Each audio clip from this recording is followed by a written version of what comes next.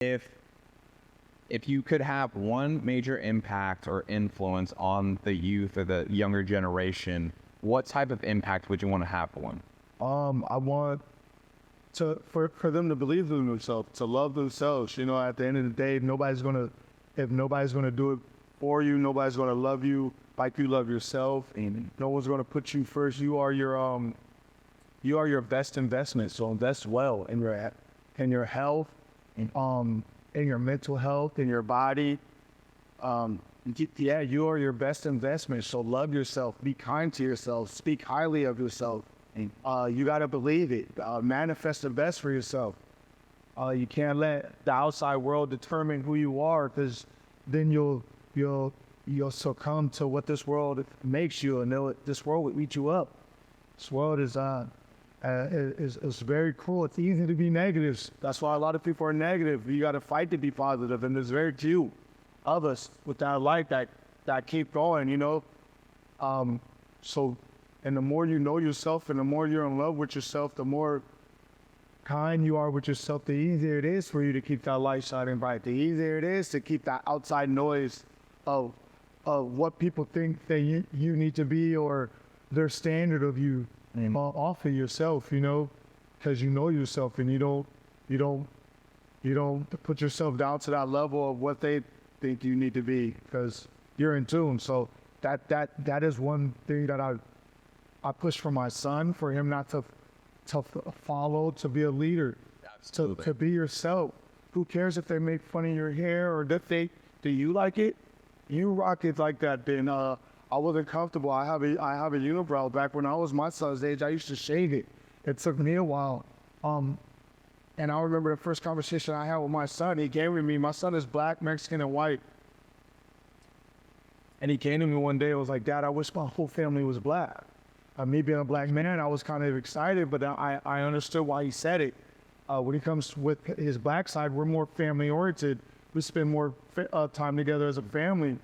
This is no, I'm not putting down his mom's side, but they're more at work, so they spend more money. They'll give him money, and he's with a babysitter more. We're both providing, you know. Mm-hmm. But I understood why he said it, so I told him, "Son, you have to be proud of everything you are. You're black, Mexican, Italian, white. You have all this heritage, all this culture, and you have to be proud of everything." As I'm telling him that, I realized I'm shaving my unibrow. I have to practice what I'm preaching. Mm-hmm. One day he's going to grow, and he's going to have this same unibrow. He's going to wonder, why doesn't my dad? So I stopped shaving mine, got comfortable in my skin with it, and that was, I guess, was the beginning of my self-loving as well, finding out that I didn't really love myself, that I had to start and find myself again, and I was telling myself.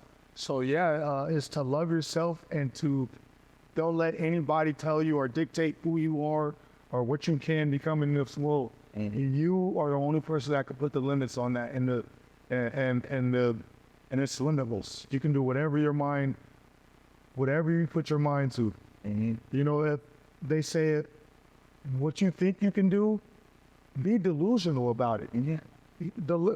What you think the sky is the limit for you, go past that. Yep.